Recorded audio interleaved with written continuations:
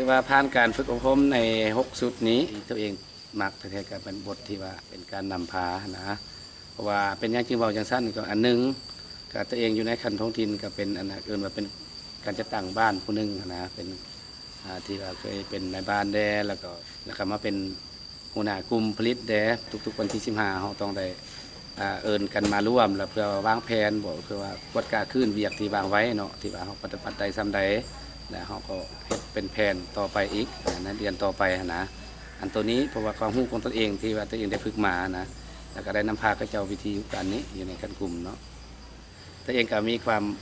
รู้สึกว่าชาวบ้านพอใจนำตัวเองหลายที่สุดนะความรู้ตัวเองที่ได้เอาให้ชาวบ้านนะแล้วก็เจ้าก็ให้ความรู้มือใหม่หลายขึ้นนะ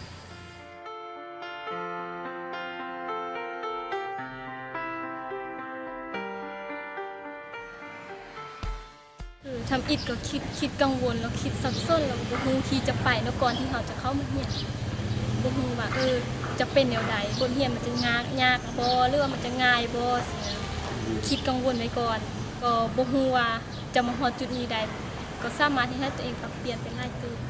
เพราะว่าจะเป็นทางด้านการประสานงานเรื่องการเข้าหาชุมชนก่อนที่เราจะเข้าหาชุมชนเราต้องมีการวางแผนแล้วก็เราต้องได้ฝึกซ้อมก่อนเนาะแล้วจึงสามารถเข้าไปหาวิเคราะห์ปัญหาของเจ้าใดจึงจะฮู้ได้ว่าเขาเจ้าต้องการหยังทำอิฐท่านกำหนดว่าแบบเฮาลงไปแล้วเฮาต้องเฮ็ดกิจกรรมโดยการเอาเกมเข้าไปเนาะเฮาหลังจากเฮาเฮ็ดตัวนี้แล้วเฮาต้องเอาเกมเข้าไปเล่นจังซี่นะแล้วพอไปตัวจริงเราเบิ่งแบบคนที่เข้าร่วมแล้วก็เรื่องสถานที่สิบ่เหมาะสมเฮาก็เลยปรับเปลี่ยนจากว่า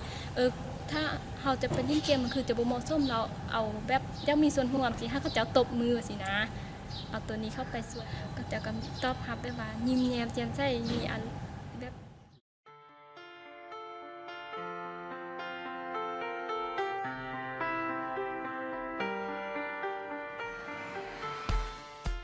การเห็นเวียกนี่เห็นว่าดีเนาะเพราะว่าจากที่เมื่อก่อนบ่มีระเบียบตัวอย่างว่ามื้อนี้เฮาสิสอนตัวนี้เฮาสิเฮ็ดเวียกตัวนี้เนาะบ่มีการจดกายบันทึกบ่ได้จดบางเทื่อก็ลืมหลังจากได้มาฝึกตัวนี้แล้วมีการจดเป็นแผนเป็นหยังละเอียดเนาะก็เฮ็ดให้การเฮ็ดเวียกเฮาน่ะเป็นระบบขึ้นเวลาร่วมกิจกรรมหรือว่าประชุมบ่ใดบ่หนึ่งเนาะแล้วยังคำคิดคำเห็นนี่ยังบ่กล้าเฮาข้องใจอยู่ก็ยังบ่กล้าเว้า